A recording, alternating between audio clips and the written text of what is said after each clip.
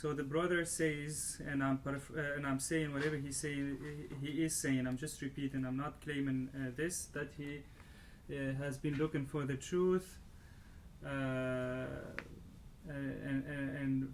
he's been looking for the truth. Basically, that's what he is saying, and that he's been looking for it in many places and many religions and traditions. Listen, I'm gonna tell you one thing. The Sheikh says, you listen. You will never find Allah Azza wa Jal in a place or in the illusion that's surrounding you. Salvation is easy. First, you need to be truthful with yourself. Be truthful with yourself as a man, and stop looking for Allah around you in the cosmos, around you in the religions, around you in the traditions, but look for Allah in yourself, within yourself. You are a human being. There is a secret within you, and that secret is the faith in Allah. That's the secret of humanity. If you deny this, then explain to me who created you. How did you come from nothingness, from non-being to being? You were nothing. You were just dust. You were non-existent, and then Allah subhanahu wa ta'ala fashioned you in the womb of your mother and give you skin, bones, and then brought you down from your mom, and then you became a human being and gave you intellect and gave you reasoning, and now you think that you are planning your life. But in reality, you are just nothing. You are nothingness without nothingness. You are just too small, a dot within a vast ocean of creation. But Allah subhanahu wa ta'ala, even though physically you are nothingness and nothing, He made you everything. He turned you into everything by the secret that has been planted in you, the secret of humanity. Please don't worship Allah for my sake. You just worship Allah for the sake of Allah. It's not for me. I am just a guide towards Allah, and I am the guide towards Allah. I guide you to Allah Azza wa Jal, and I guide those who want Allah Azza wa Jal. And let me guide you now on what you need to do in your case. Look for Allah and search for it in yourself while being truthful to yourself. Look at Allah in you. I'm not telling you to look at it in Islam or other faiths, other traditions. But you, when the first time you looked for Allah Azza wa Jal and tried to look for Allah for the sake of Allah within yourself, you found and realized that yourself do not like to worship Allah Azza wa Jal. Do not like Allah Azza wa Jal. So what is yourself? Who are you? You are just an entity that wants to eat, drink, and fornicate.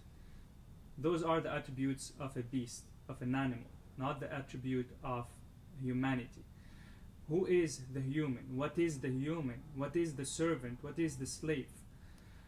Without the connection, without the divine secret within humanity, without this faith in Allah Azza wa Jal, you're merely just dust. You're just a handful of dust, a handful of metals, a handful of mud that will cost. If we take you if we take your particles and sell them in the market, they won't even bring us like 1 or 2 pounds or $1 or $2. So that's your physical worth. You're worth $1, not even more than that. But with the divine breath, with the divine permission, your worth become more than the 7 heavens, the pedestal, and even the throne. But that's the only thing, is the divine breath, the divine connection, the divine faith that make you into a human creation that's worth more than all of existence, or all of creation. From where did Allah or God created the human?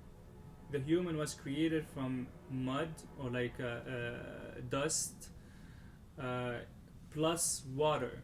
But this is not the water that's on earth. The water that Allah Azza wa Jal has created the human with is the water over which the throne of God is floating. That's the highest water. So you are created from the lowest of the lowest and from the highest of the highest. You bring together all those extremes. And this is the human being. A human being was created not through the four elements, but or the four natures, but only two: the water of the throne and the earthly dust. The fire and the other element, which is, I think, the wind, came later on when the human was after the creation of the human, or like when the human was after being fashioned. And this creation from water and mud that brings together those the highest and the lowest, Allah subhanahu wa ta'ala has breathed in it from His Spirit, which is even higher in transcendence than the water over which the throne is floating. And this way the human became the vicegerent of God within this arc between the earth and the throne, through virtue of bringing together that water and this dust and the divine breath. And the human became the Khalifa, or the vicegerent of God within this cosmic manifestation. So you are only great, and you are only something, and you are only exalted only through the connection that you have to your Lord, that you have towards that essential divine breath. This internal connection, if you do not recognize it and you reject it, then you become nothingness, not even worth $1. So how is this connection established? It's not through meditation, it is through remembrance of that truth, through dhikr.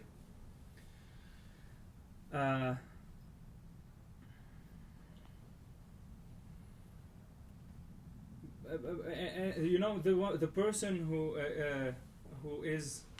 tires himself through remembering that connection with God, he will reach eventually God.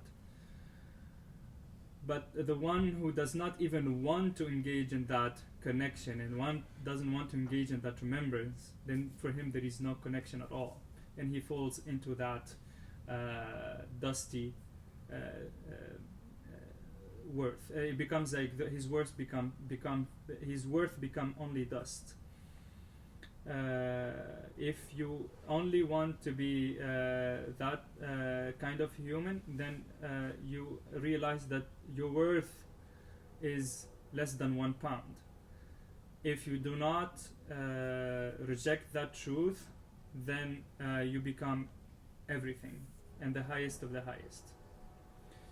If you reject your divine truth, or the divine truth that has been planted in you, the divine secret, the faith in God, then you will stay forever in depression. I'm not telling you look in Islam or other religions, but I'm telling you to look for this truth and this connection within yourself. And do not look at it in your horizons in the world. If the truth was within you, then you'll find it there. But you looking for it in religions like Buddhism or Indian traditions, you just have missed the connection. You did not find you will not find the connection there, because let's first establish what Islam is. Allah says in the Quran, the religion, or like the commitment for Allah is only Islam. Islam is not a religion that was brought up in the 7th century that as most Muslims think. The religion of Islam, or Islam as a deen, has been since the time of Adam. But Islam has manifested itself in different perspectives or different facets through the different prophets. So those other religions are also Islam. During their times there used to be Islam, and their practices are the differences are the practices, their practices at their time, but now they're not valid. The only valid connection now is the Islamic connection. It's like, you know, in Islam we have what facets means. You know, how what does it mean that Islam appears in different facets? It means that, you know, it's like we say in Islam we have different madhabs. Each madhab is Islam itself, but is reflecting like a facet of this religion. You know, if you leave Islam, then I tell you, and I swear to God, that you will have a life of anxiety and depression. You will only find your salvation in here. The problem is that you have never looked for yourself in yourself. You've never looked for yourself in yourself in order to achieve rest. Find yourself within the mirror of yourself. Find the truth that you're looking for within you. It's already in you, but you're not looking at it in you. You're looking at it outside. And since Allah subhanahu wa ta'ala has decreed that you become a Muslim and you enter into this faith, then you will then Islam, what Islam will teach you is who you truly are, your nafs. Islam will teach you who you are, wherever you are, and what's your station, either low or high. And if you leave Islam, I tell you, go leave Islam, go to other religions, try other traditions, engage with them to the most that you can, try to embody their virtues and their practices and their beliefs. But I guarantee you, and I swear to God, that, you know, everything will turn against you, and all the doors will close to you, and you will not find peace and rest until the only door that will be left for you is the door of Allah. And there you will scream Allah, and there Allah subhanahu wa ta'ala, God will come to you and teach you about your truth. You know, Allah, and then, you know, if you do not recognize Allah Azza wa Jal, know that Allah Azza wa Jal is already with you.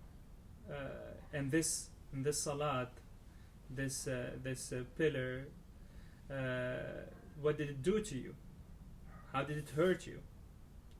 It's like, for you, it was the only time for you in which you stood in front of your God and worshipped Him, not for the sake of a reward. You've done it just for His sake. But you dislike even this. Everything that you've been doing in your life was for the sake of some sort of reward. But why you dislike the prayer? Because in the prayer you're not finding any worldly or like a reward for your soul. That's why you dislike it and despise it, because it's purely for the sake of Allah. And that's why you can stand even 5 minutes in there, because there is no portion for your lower self in it. That's why you dislike it and you run from it. You know, the ruku' and sujood, you know, those two forms of prostrations. Let me tell you what I say in those prostrations. When I go to ruku', I say Alhamdulillah, praise be to Allah, and I thank Allah for that He fashioned me to make ruku' for Him. And when I go to sujood, I say the same thing for sujood. I say Alhamdulillah wa shukrulillah, praise be to Allah, and thank you Allah for fashioning me and making me present in front of you, and allowing me to make prostration to you. And this is, I say this in every ruku' and every sujood, because Allah subhanahu wa ta'ala does not could have made you otherwise, could have made you engage in something else besides worshiping Him, but He made things easy for you to worship Him and to remember Him for no reward, and for something that's not for your own sake but for His sake. So that's why I thank Him because I recognize and I know and I realize from certainty that my own self is not able to do that and will never do that. It's Allah blessing and Allah destiny and decree that helped, that made me and fashioned me for that prostration and that ruku'ah. You know, I'm just gonna tell you one thing. Sidi Sheikh say like, you know, you've been sitting with me for like 2 hours now and more, like maybe like 3 now or 4, and you have no problem in listening to me, even though I'm maybe speaking in non-English, in Arabic, basically non-English. You have no problem sitting hours with me, but to sit with Allah for 5 minutes, you can't do that. You can't stay with your Creator and worship Him even for 5 minutes, because that's only for the sake of Allah. Recognize and know that Allah is always with you at every moment. He was with you in your mother's womb. He made and created and fashioned everything so that during those 9 months you are well fed, you sleep, you have rest. He was brought you in a baby, and he fashioned all of creation so that they serve you and give you whatever you need while you didn't do anything. Who did this? Not you. It's the divine providence. Is Allah who made things for you. How can you deny the existence of God? How can you deny the blessing and the bounty of this creator who has been serving you through what's around you since you were in your mother's womb? Reflect on the bounty, or like on the blessing of seeing. Imagine that now you lose your seeing. Imagine that you can't see anything. Everyone is blessed with the blessing of sight, but you can't see whatever around you. You will not find any pleasure in life in this way. Same likewise for hearing. Imagine that you can't hear, and everyone is able to hear. That's also something that you will not have any blessing in life.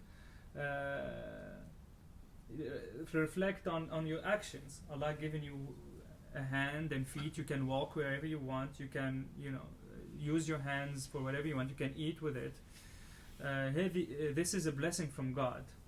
If there was no creator, then tell me who's gonna fashion all this complexity and all these things and make them available to you. And Allah, remember and recognize and know that God has given you lessons through your surroundings. There is people around you who can't see.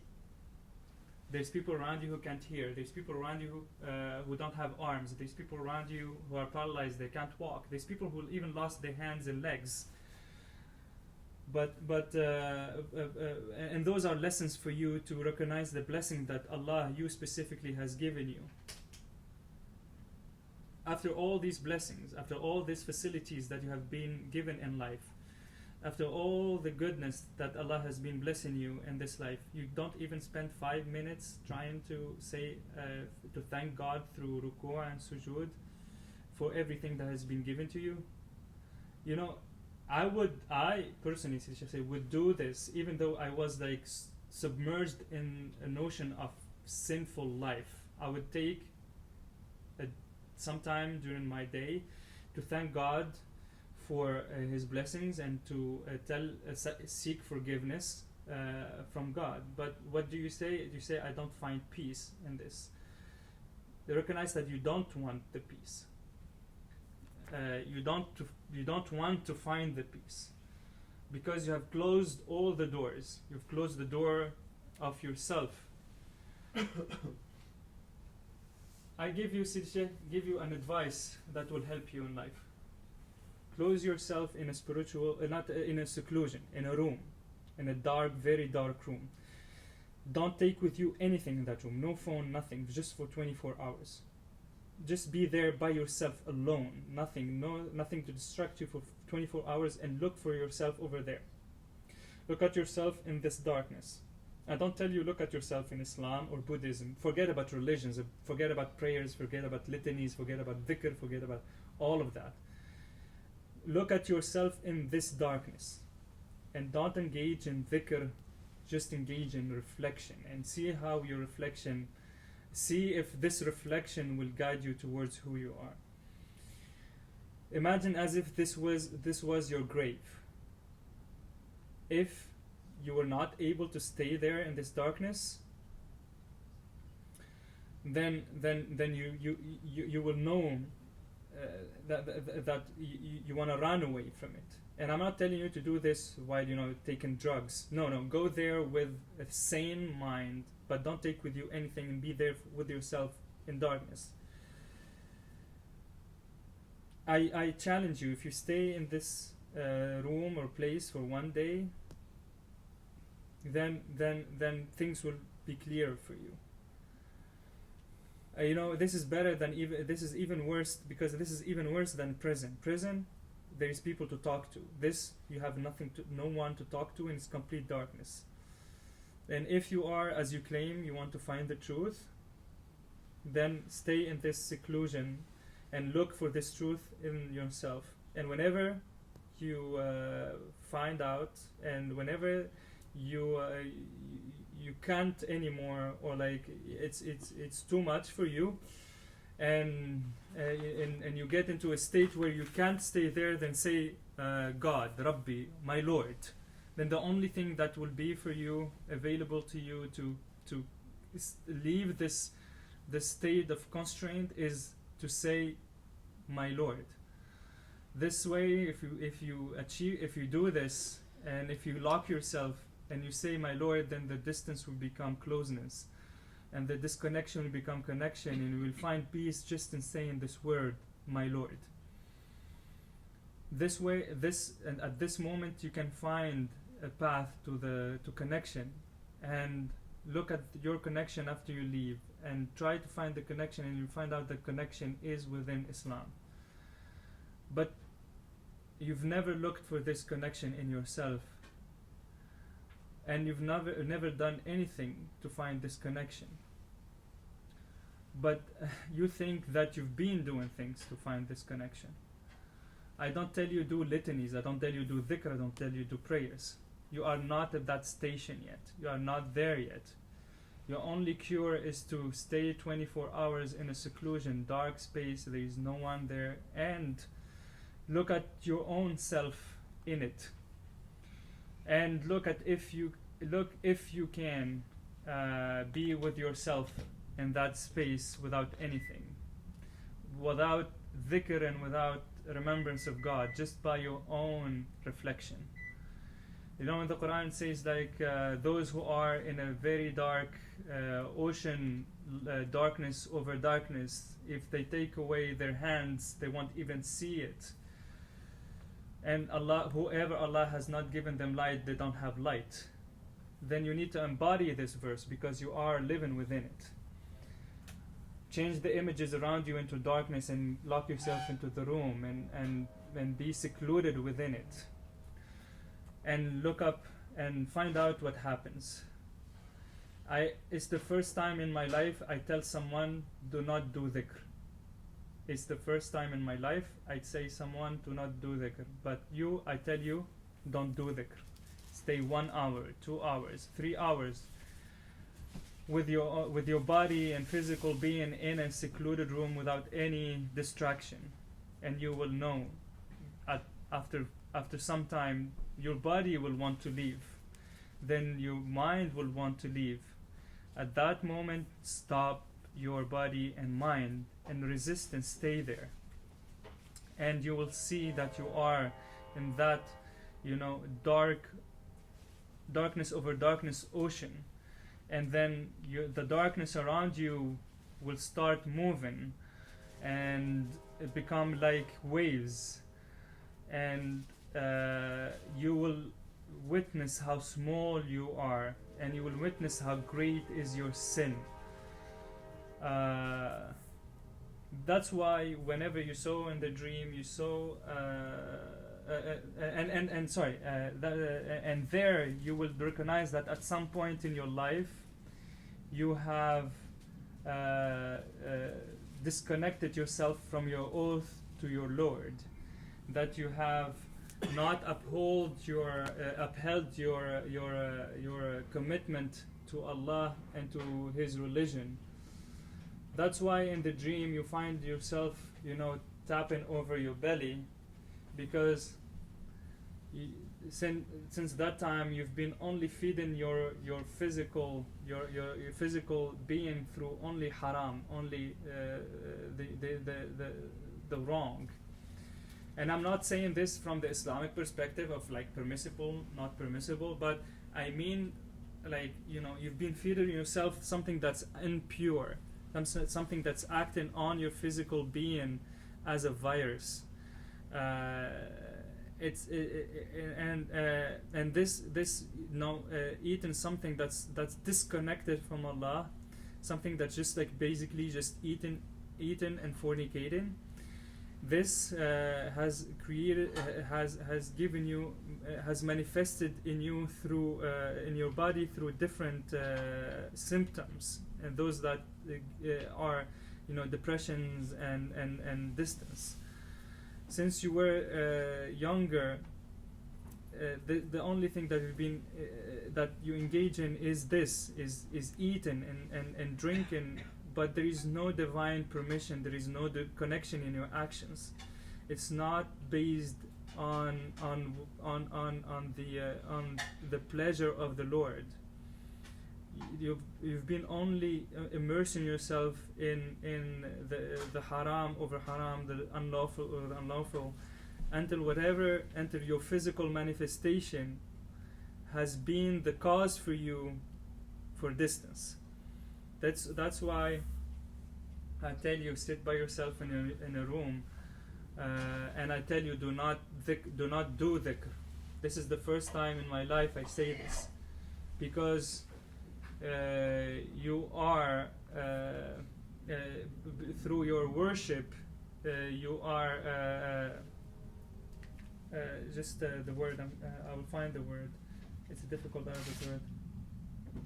Finding distance. المن من على ربي.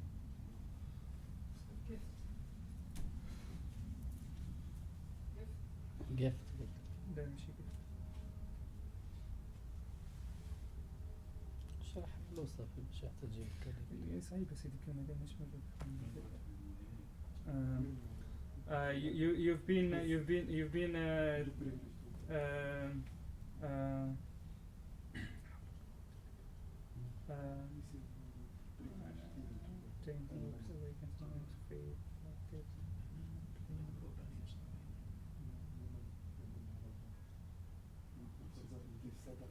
Oh, he feeds you. He like sends food to you. Is it the food that Bani Israel? No, so you've been basically being arrogant about your prayers towards Allah. I can't find the word. It's like when you give like a sadaqah to someone, or like you give a gift to someone, and you've been prideful about it. You've been prideful with your worship towards Allah. That's why I'm telling you, do not even engage in worship during those 24 hours, because that's not the way to approach Allah. It's not, you're not making something for Allah. You're not giving to Allah, you are receiving from Allah, and you will never find peace, because what you need is to purify yourself and clean yourself, and to clean your stomach, to clean your belly, to clean your body. You need to return to dust and water. So you need to only eat something that comes from the ground, vegetables, and only water to purify your body. At your station now, you can't eat meat. You should not eat meat at all. You should not mix water with anything that's like coffee or tea. You need to purify your body by eating only vegetables and drinking water, because your stomach, your belly, your meat, your muscles, your bones need to be purified. And you need now to immerse yourself in the darkness of a space, and to look for yourself in yourself, And whenever everything closes down in front of you, you will find out that the only door that's been left for you is the door of Allah. And then there you will find then then something like a sign from Allah will come to you, and then you that sign will lead you towards the path. Listen, there's not like Buddhists or animals or humans or Muslims or all of the creation is going towards one truth that we all know, and that only truth that we all know is death. All our end in this dunya is death. This is the thing that we're all going towards, right? It's death. And the Prophet ﷺ says, die before you die. Therefore, I'm asking you to, embody this death for at least one day. Try to embody and live this death only for one day, since this is the only thing that you're going towards. And if you are among the people who think that there is no life after death, then I do not agree with you, since I can give you the example of your life within your mother's womb that you don't even remember. You were living there, but you don't remember anything of that life. So how can you deny the fact that you can live after the physical death? In reality, we're dead now. You are dead now. That's what you say. You are dead now. So try to live this death and embody this death and live it in this seclusion for 24 hours. Try to do this so that maybe you will find the sign that will guide you towards peace and rest and knowledge of yourself. Look at the dunya around you. You have everything. You've been given everything. You've been given the stars. You've been given the sun. You've been given the moon. You've been given food. You've been given shelter. You've been given skin. You've been given education. You've been given everything that you need. But you're not sensing the divine presence and the divine closeness in all those manifestations that Allah has created for you to direct you towards Him and to recognize His blessing. And then your only solution is to leave these manifestations and lock yourself in darkness. You need to leave the blessings of Allah Azza wa Jal behind you. Even there in the room, you will still have oxygen. So if you want to apply this to the fullest, you should stop even breathing this oxygen that Allah Azza wa Jal is gifting you. And obviously you don't do this physically, but if you want to take this logic to its end, is like you should even stop breathing the air that Allah is giving you. Be a true man. Be a man with who has a word. Live death of the self for 24 hours.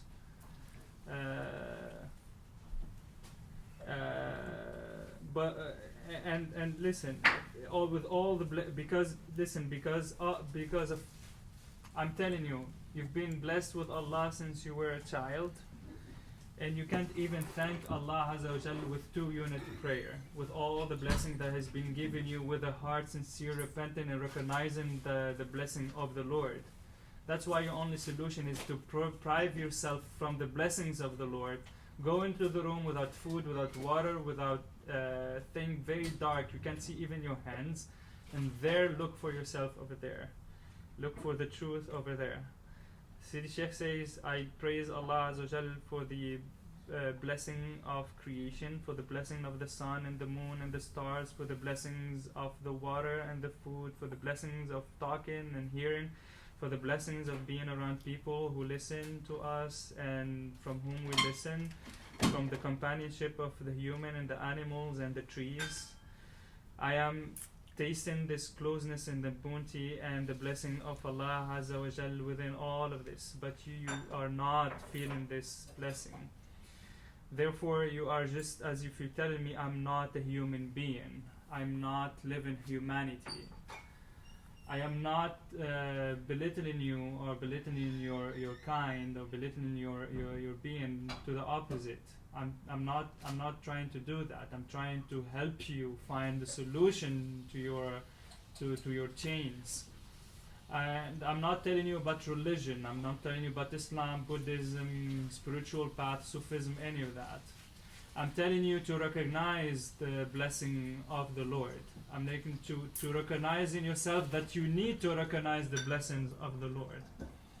And when you lock yourself in the room and you find yourself, without the blessings of everything around you in the darkness, and then you recognize that you need to thank Allah and praise Him for the blessings that He's been blessing you, food and everything, you'll find that the only solution for you is to prostrate yourself in front of your Creator and to recognize in this prostration, in your dark seclusion, all the blessings that He's been blessing you throughout your life. And after you leave this seclusion and your ego and your lower soul and your waswasa tries to tell you that you are oppressed and you're not receiving anything and that you're lost, then it will remind you of that state and that you lived in those 24 hours of darkness. And that way it will calm down your waswasa and your whispers.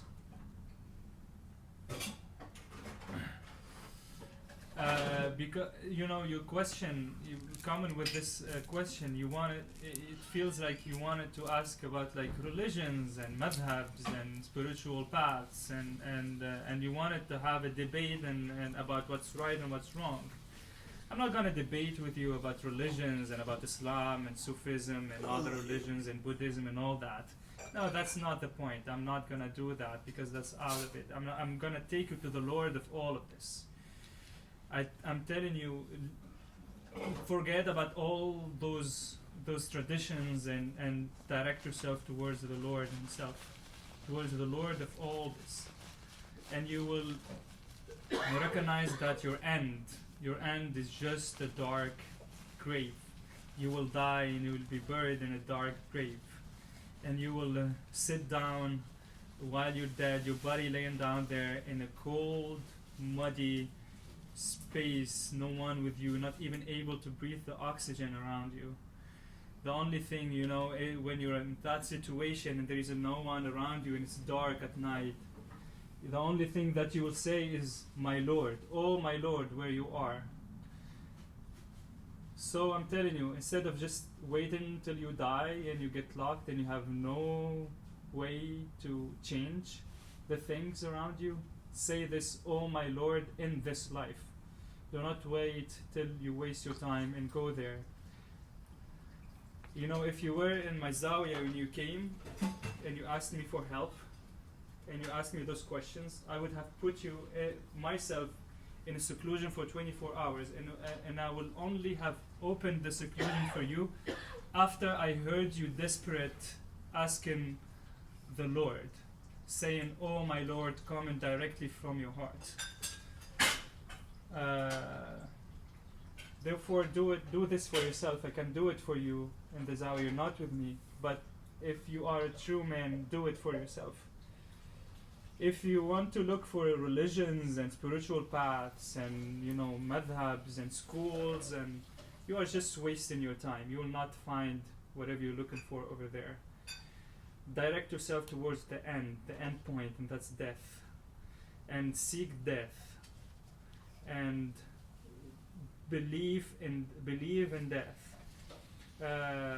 And do not start with whatever you're not even convinced with. That's Islam, or Christianity, or Buddhism, or Sufism, or the Karkari, or anything.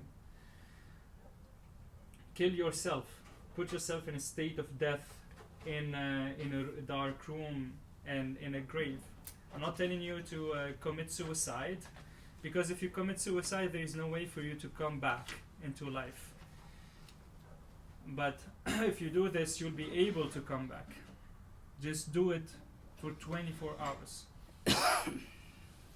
And if you live this for 24 hours, you will realize that your life is only a matter of an hour.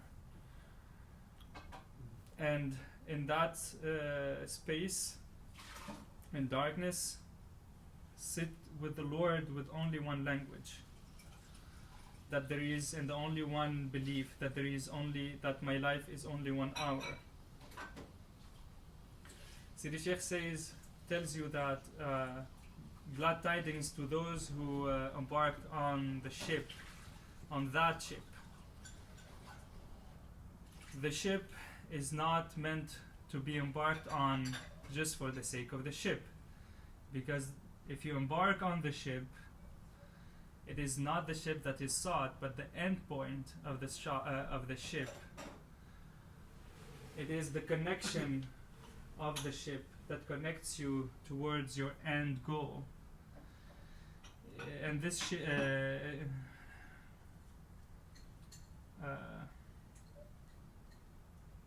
and if you do this, and if you're man enough to do this, and if you want to do this night, then pray for me. Whenever you realize your nothingness and that you're dependent on the Lord, and you seek the truth, and you say, "Oh my Lord," coming from your heart, not just faking it, with a true certainty that you're nothingness, and that you can't bear being by yourself, and you say, "Oh my Lord," then pray for me. Pray that I have a good ending. Close yourself in that space without water, neither food, 24 hours, in a very dark space. Because you are saying to me and telling me that my life is darknesses. And whenever you're there, compare the darknesses that you are claiming to be in right now, and the darkness you are in that room.